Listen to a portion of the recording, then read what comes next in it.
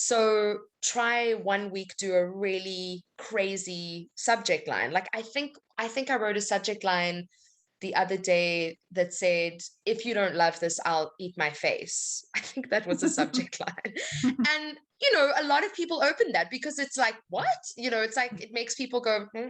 You just want to grab someone's attention.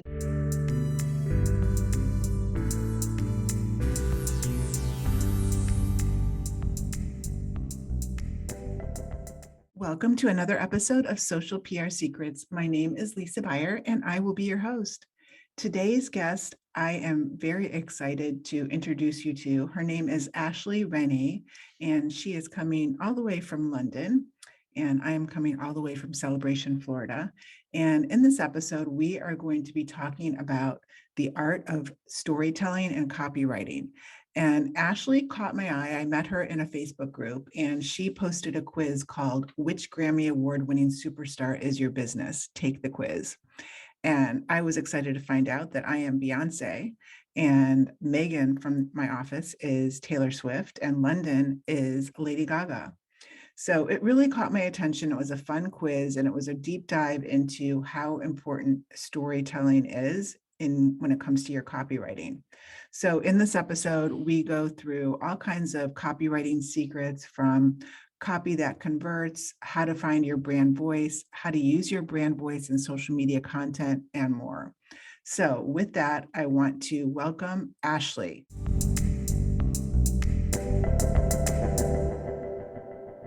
Hey, everybody. Welcome to another episode of Social PR Secrets. I have Ashley Rennie here with me. Hey, Ashley. Hi, lovely to be here. And she caught my eye. We met and we're trying to figure out which Facebook group for women that we are part of, but she posted this awesome quiz that is really brilliant. And it's called, I'm just going to name it right now, "Which Grammy Award winning superstar is your business? Take the quiz." And usually I don't really take those types of quizzes, but this one really thought I was so interesting. So today we're going to talk to Ashley about all of her secrets with copywriting that converts and storytelling. But Ashley, I'm going to hand the floor over to you. Just tell us a little bit about your background, your journey. I know you're in the UK. Yes. I moved to London 2 years ago, just before the pandemic sort of hit, about 8 months before. And I am a copywriter, and I started my own business, and it's called the Story Team. So I run this copywriting business, and I work with women all over the world. So my clients are in America and New Zealand and the UK and South Africa, which is where I'm from. And yeah, that's my thing. I've been writing my whole life. I've just loved English and language and words, and I love working with women, and working with women in their business and trying to help them find their authentic voice, and help that to really come out into their branding and into their business. I think it's really, really important for businesses to thrive and to be successful. So that's what I do. Yeah, I love that. And copywriting is so important in every single sector when you think about it, in business and marketing and communications, and what your tone is and your voice, and kind of like reading between the lines and making it fun to read and not Mm. difficult and boring and annoying. And your website and everything that I read that you do is so opposite of boring, and it's so authentic to you. And Yeah. I loved that I took the quiz and I was Beyonce. Yeah. I'm also Beyonce. So that's Yeah. great. Yeah. But I think it's such a great concept about, the brand voice and taking the quiz. And that's the first step. So talk about that for a couple of minutes, like how you help brands find their voice and how that quiz really, where does that fall into the funnel of that? So what the way it sort of works for me is that the quiz is kind of where people meet me first, unless they're in the same Facebook group as me, or they've heard me on a podcast, or in a masterclass of some kind. And I always direct people to the quiz, because I think that, so firstly, there's a few important things to note about the quiz, is that it's not a traditional lead magnet in the sense that you don't have to give me your email address to get the results. Yeah. I feel that if you like what I have to offer and you're interested in, hearing from me and being part of my community and on my mailing list, then you will sign up anyway. And that's for me a much more valuable audience. So I was quite intentional about that.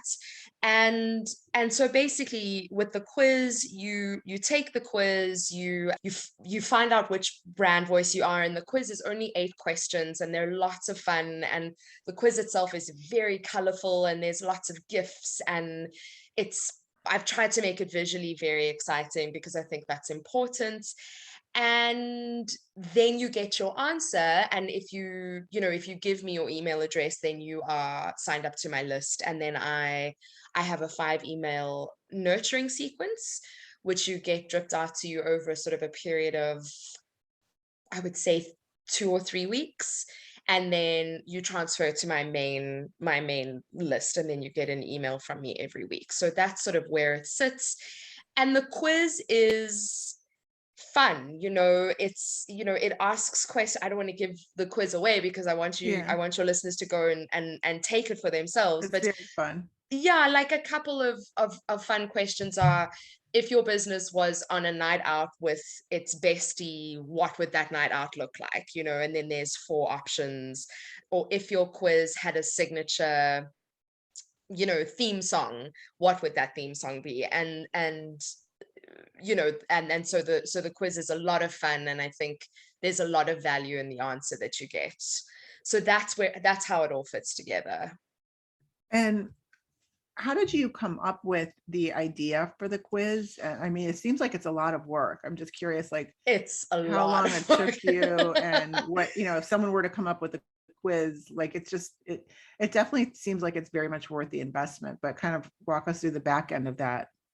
So I did a course. There's an incredible woman called Shanti Zak, and she's been a copywriter for Amy Porterfield, and like, she's amazing, and she builds quizzes. And I took her quiz, and I landed on her sales page, and I just thought this is an incredible investment for 2 reasons.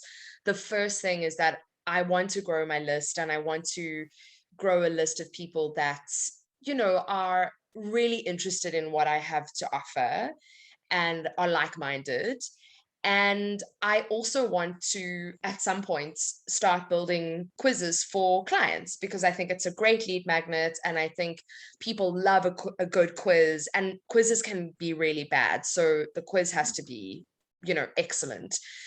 So I bought this course, and it took me about 3 months to get through the course and to build the quiz. And because I'm so in love with this idea of authenticity and finding your authentic brand voice in your business, I wanted that to be what the quiz was about, because I think it's a great way, to learn about who I am and what I do and what I'm passionate about. And I just did a ton of research, into the different kinds of brand voices that are out there, and what they mean and who they target and what they offer. And I sort of came up with this idea of, if a brand voice was a pop star, which pop star would exemplify this brand voice the most? And that's how I came up with the 4 different pop star results. So yeah, it was a ton of fun. It was a lot of work, but a lot of fun. Yeah, I Yeah. love it. I mean, speaking of brand voice, can you give us some tips on if you just are not sure if you really have your brand voice, on target at Mm, all, or you're just trying to figure it out? mm. Do you have like a little tiny bit of a checklist you could share with us? Absolutely. So the very first thing, I think, this is a sort of it's a double-edged sword, because you want to be being as authentic to yourself as you can, but you're also speaking to your ideal client, right? So you've got to try and find that balance between who your ideal client is and who you are. And and make that sort of find that magic in between the two. So for me, the way that I do it is I look at who my client is, and I really try and figure out their pain points, what they want, what they need. I do a lot of market research in Facebook groups. So I ask questions, I observe, I listen, I sort of read other people's conversations and I make notes, and sometimes even steal like phrases, that pop out at me that people use. I go, wow, that would make for great copy, So I do a lot of stalking, but not in a creepy way. Yeah. So yeah, I just try and I have a folder, a swipe file folder as well. So any emails that I get from people that I think are amazing, I will keep so that I can refer back to them and go, what worked about this? What resonated with me? And then I think about who I am, and the phrases that I use in my everyday, and the the things about me that people respond to. So I'm super loud. I swear sometimes. So I will swear, like in my blog, I swear a lot. I say crazy things like, like the stalking thing I just said, like, I just have a way. We all have a way. And that's what makes your brand voice unique. And it's those things that you say in conversation that people laugh at, or you make their eyes sort of pop out of their head. That's you. That's the gold. And I think you have to be super aware of when you get those responses from people, and make a mental note, because that stuff you can use in your copy. It's really, really powerful. And I think another interesting part about just brand voice in general is, somebody's typically reading your brand voice and copywriting, Yes. so they're not hearing it. But when they're reading it, the way that you are teaching some of these tips is that they're actually hearing it. They're actually hearing the tone and the inflection in the brand voice by doing the word stalking. It's like, kind of like, what? Yeah, exactly. A trigger. Exactly. I mean, and I do lots of other things, and this is when you start to get into much more detail with copy. But like, that's why some of my copy, I will write all in caps, because that's when I'm being super loud, which is I am often really loud, so I'll just be like, I'll just write a line in caps, or I'll italicize it, or I will bold it, or I'll put a full stop between three words, to like emphasize a rhythm. And that's when copy for me starts to really get exciting, because it's when the reader can actually hear it, instead of it just being like dots on a page, or ink on a page. So that's important to think about, definitely. Yeah, and this is an example of more of a fiction, but copywriting. But when I don't know if you read the book Gone Girl. Yes, of And course. the way that she, like, the spacing and just the way the way that she writes is so not traditional and so awesome, because you feel like you're just like in it, Yeah. And I love that Trainspotting example. did that as well. Trainspotting, I don't know if you've read that book, but that book No. was, so I can't remember the accents. I think it's Irish, but it's written in the accent. So it's just amazing. And I think we can learn a lot from creative writers, because copy really good copy shouldn't feel like sales writing. It should feel like creative writing, but it should push the reader to take some sort of action. And that's why copywriting can be so tricky. So It's yeah, almost like better to break the rules, don't be afraid to break the rules. Totally. I get the best responses when I break the rules. It's weird. And I'm not inherently a rule breaker. Like, I've become a rule breaker, but I always want to do the right thing. And so when I write, and it's not for all clients. I have a client at the moment who's a leadership coach, and rule breaking isn't her thing, and it's not part of her brand, and it's not her voice, and that's great. We very much stick to the rules with her. But then I have another client that's all about breaking the rules and just being super creative, and really having a lot of freedom with language and words. And there, each can be powerful in its own way, but rule breaking is particularly interesting to me. Yeah. What are some tips that you can give us on social media content and really letting your voice shine through? I wrote a blog. So the single biggest, most traffic inducing blog that I created was a blog about a really nasty incident that happened to me on a train, actually, in June or July. So it was a super personal blog, and I linked to it in all my social posts that week. And I think the phrase that I used was, I had written a blog, or what did I say? I said I had a blog planned already for tomorrow or for today, but then last night I was surrounded by three men on a train, and that's all I wrote. And then I linked to the blog, and the blog got, I mean, it just got tons of interaction, and traffic. And so I guess for me, social media content becomes really interesting when you mix it up. So I think creating value is really, really important, like 80% value. So not selling at all, just creating value around your niche, your industry, what your tips and advice. Tips and advice posts are great. But then every now and then having a piece of content like that is super personal. It's a little bit unsettling, it's a bit uncomfortable. It makes people sit up and go, geez, who is this person and what is this about? And they remember that stuff. And then of course selling, but minimally, selling a product or a service, or advertising a webinar, or whatever. But I really think it's about value, and then authentic stories about who you are. I think people respond to that so well. Yeah, that actually happened to me this year. So, I mean, most of my podcast episodes are, talking about somehow relating to PR, social, and or SEO, or some sort of digital marketing angle.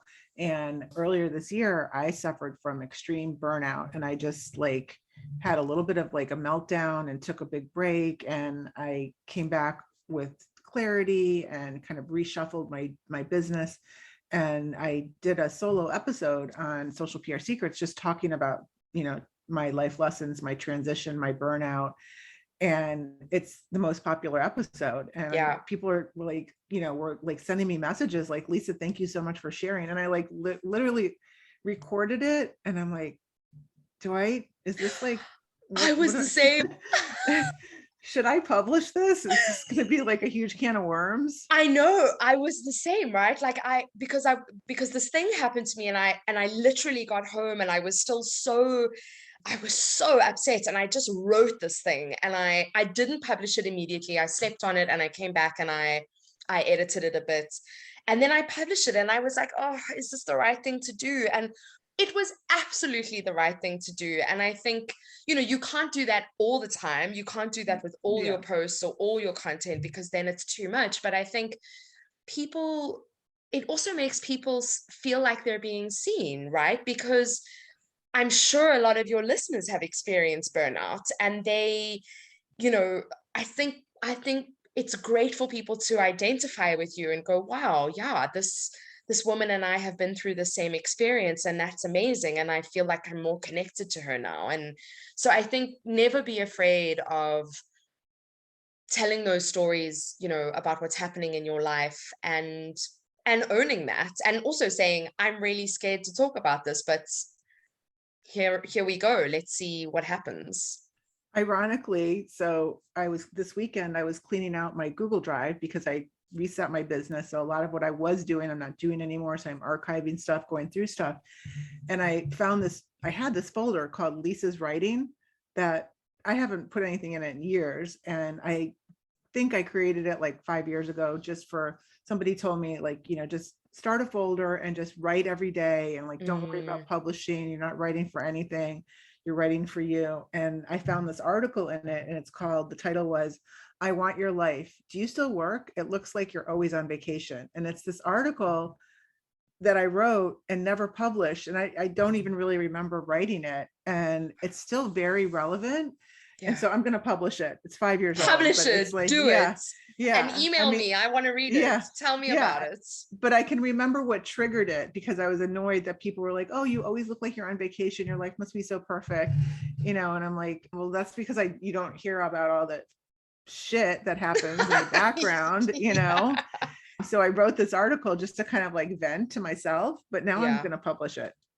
I think you should. I also think, being an online entrepreneur can be really rough because, I mean, I don't know about you. I follow a lot of different people who are at different stages of their career, but I think there are some people out there who just follow, the people who are like 6 and 7 figure, and I'm not there yet, and sometimes I don't want to see those posts. I want to see the posts from people where they've had a crappy day and they let me in on that. And then I go, okay, cool. I'm not the only one struggling today. And I think, I think it's really important to let those thoughts and those feelings come out. So you should definitely publish it. Yeah. Yeah, no question. I'll definitely let you know when I do. Definitely. So as far as copywriting, and there's all different types of copywriting that I'm sure you work with your clients on. I mean, email is a big one that I'm really starting to try to get better at and focus on. And being in the PR world, email was always an important tool to use, but it was more one-to-one, like going pitching journalists. Yes. Versus building a list. What are some copywriting tips that you can share with us regarding email? And like you talked about your sequence, subject line. I love the art of the subject line, and also the preview text and formatting. Anything like that you think you want to share?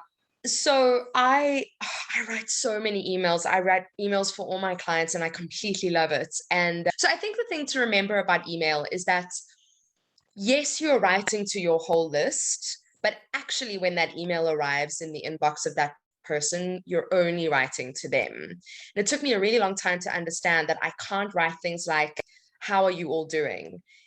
I have to write, how are you doing? Because that one person is receiving that email and it's very personal and they've let you into their inbox. And so it's really important to remember that you're always writing to one person.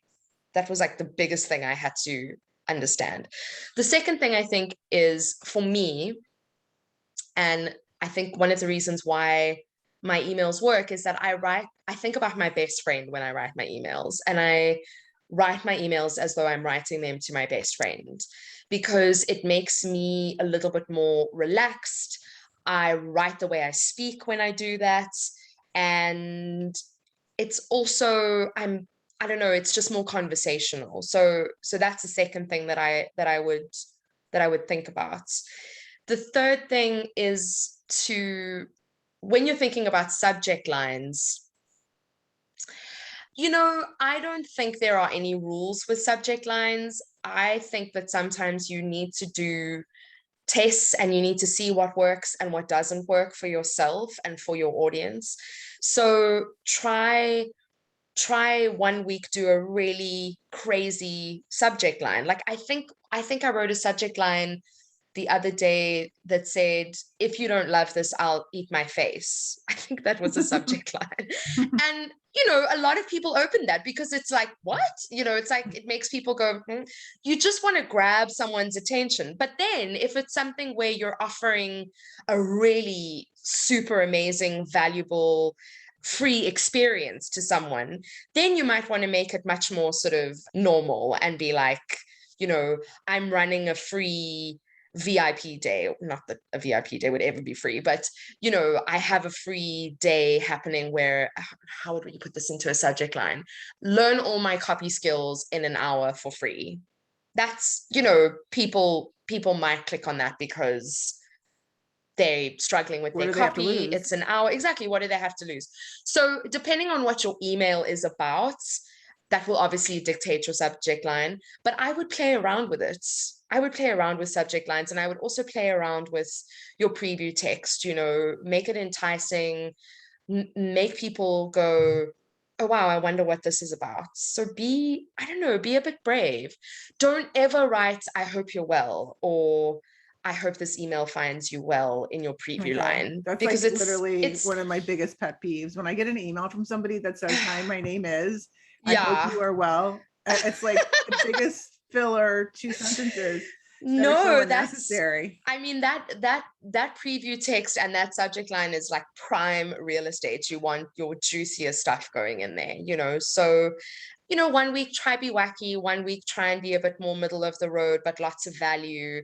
One week try use their name in the subject line. That can be really powerful. So, like, you would say something like, Lisa, has this ever happened to you? You know, and your email service provider has a little HTML code or whatever that you can insert in there, Mhm. and you know the relevant first name will pop up. So yeah, so I would just say play around with subject lines, but make them interesting. And also, you know, be cognizant of the emails that you're receiving, that you're opening, that you know the subject lines that are speaking to you. Make notes of those and try and play with that and see if you can't emulate those in some way, because I think we can all learn from really great copywriters, you know. I wouldn't worry about length of email. I think if the email is juicy and it's got some good stuff in there, length doesn't matter. Some of my emails are super short, some of them are a bit longer. Use GIFs. I love GIFs. I think they are the coolest thing ever. They can be really funny. And be you. Just, you know, talk about something that happened to you in the week that's made you excited or angry or made you think about something differently. You know, talk about yourself. I think that that's really powerful. And then go into whatever it is you're trying to offer. Or if you have a podcast, you know, then say, hey, this is the podcast this week.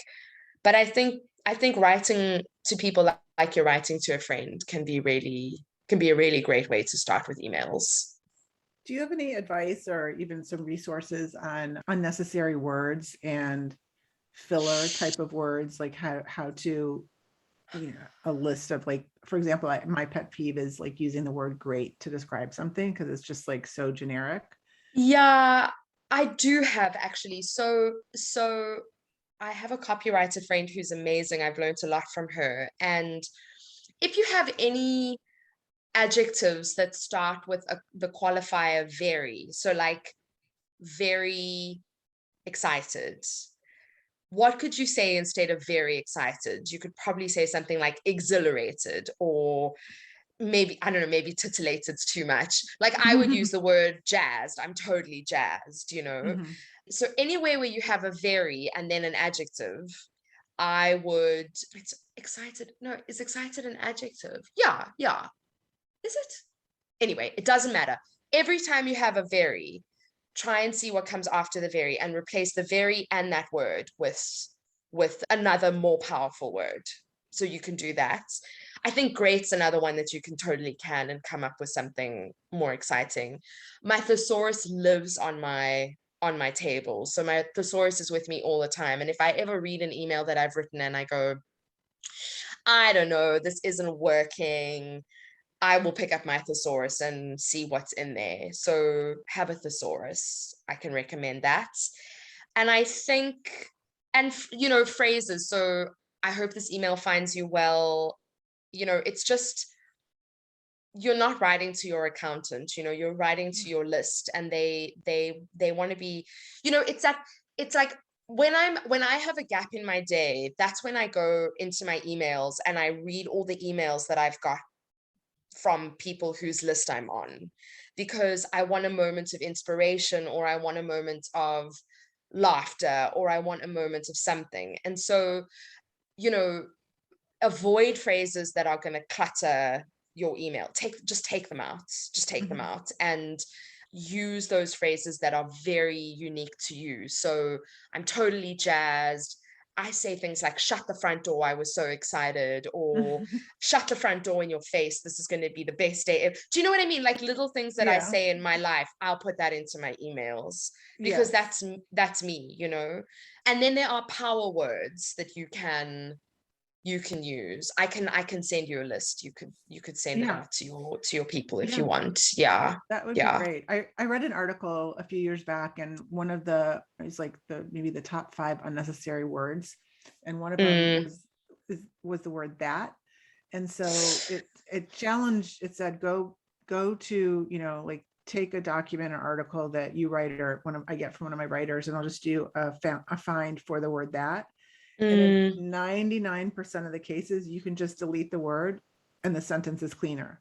Like, totally. it's crazy. And Yeah. I never really paid attention to that. But now when I see the word that, also the word but is another. Absolutely. And another trick that I do with almost all of my writing is that I will never send something I've written on the day that I've written it. I will sleep on it. So Mhm. I'll write it, I will sleep on it, and I'll come back to it. And inevitably there will be a way that I can tweak it, make it better, edit it to make it cleaner, like you just said.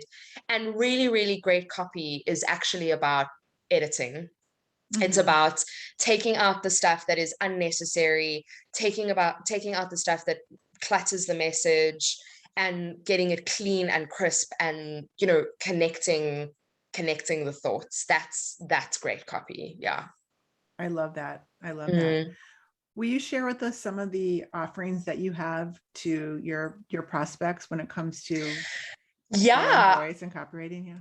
absolutely. So, what I usually do with clients is we have a 30-minute call just on my time to get to meet you and to figure out where you're at and what you need. And then I'm writing at the moment, I'm writing quite a few websites. So websites are my thing. I have a package for websites, and then if you are interested in expanding that into a website plus a sales page plus an email funnel, we can do that.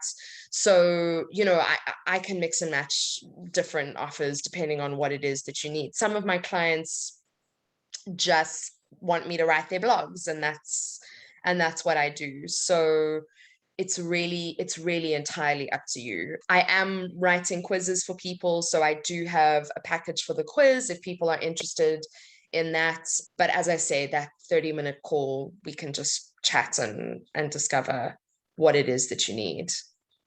Okay, well, we'll put all of that in the show notes. And I just want to circle back to one question or some Mm, tips that you can give us around copy that converts. So that's the mm, key. We don't want to just write copy to write copy. We want the copy to do something and to convert. So what are yeah. maybe 1 or 2 tips that you can give us when it's So related to? when you're writing copy, it's so, so important to focus on the reader all the time. So, a lot of people make the mistake of writing a sales page or a website, and they say, a lot of the time, they say, we do this, I do this, we are experts at this. Actually, what you really want your copy to say is, you are this, you need this, you're after this. So it seems so silly, but lots of use of the word of you and your is really, really powerful. Really focus on the benefits of what you're offering and not the features. So a feature, if you're putting together a sales page, or a website, a feature would be the services you provide, but the benefit would be what your client is getting. So the feature you offer is, so if we use me as an example, the feature that I offer is, I can write your website. I can write 5 pages of your website. That's the feature. But the benefit is that you, the client, will rake in way more money and more clients because of this badass copy that you have on your websites. So benefits are really, really huge. And then try and predict the objections of your clients. So a client's always going to have objections like, I can't afford this, or I've tried this already, or I don't have the time. So try and predict those and answer those in the copy if you can, so that you're the whole time they just feel like you're inside their head and you're talking to them. Those, I think, are the most powerful things you can do. Thank you so much. Those are awesome secrets that you've shared. Yeah. And as we kind of wrap this up, are there any last words of wisdom, some resources you want to share? I think for me, the most important thing when you're thinking about your brand voice and your copy is to try and don't try and be like anyone else. Try and be you, and but be really you, because that can be really, really scary. So really try and think about who you are, and what you're about, and why your friends and family just totally love you, and bring that into your brand and your voice and your copy, as scary as that is. And in terms of resources, I would, you know, I don't have a particular resource. I would look at copy that makes you excited and think about why it makes you excited. And then I would go and look at, entrepreneurs who are super successful, and why that is, and how they're being unique, and really owning who you are, even if it means some people won't like you. That's okay. That's what you want, I think. So that would be my advice. It reminds me of something that inspires me when I'm trying to get ideas for writing or writing a headline. I like to, ideally, I'll buy like the Wall Street Journal or USA Today and have the physical, real, print versions, or Cosmopolitan or something, depending on what I'm trying to write. Like I did writing for a plastic surgeon. So the Cosmopolitan headlines would, or Us Weekly or People Magazine, like, those are kind of those, like, you're at the grocery stand and you the impulse type of headlines. Those Yeah. crazy headlines actually like really are inspiring to write something that is going to get somebody to take action. Totally. And take pictures of that stuff. Like, I can't tell you the number of times I'm just, I'm getting on the train, or I'm in a train station, and I see an ad, and the copy is just amazing. And I just snap a picture of it, because it pops, and I'm just like, yep, that got my attention. That's a kind of copy that works, and keep a file. And go back to that file, and get inspiration from that. It's so, so important. Well, Ashley, thank you so much for sharing all of your copywriting secrets with us and more. And we'll put all of the links in the show notes, and hopefully we'll have you back. And I That would be want to wonderful. also tap into you just a little hint for the Female Disruptors Virtual Summit that's coming up. I would love Ashley to be a speaker, so you can stay tuned for that. Amazing. Thank you so much for having me. It's been lovely.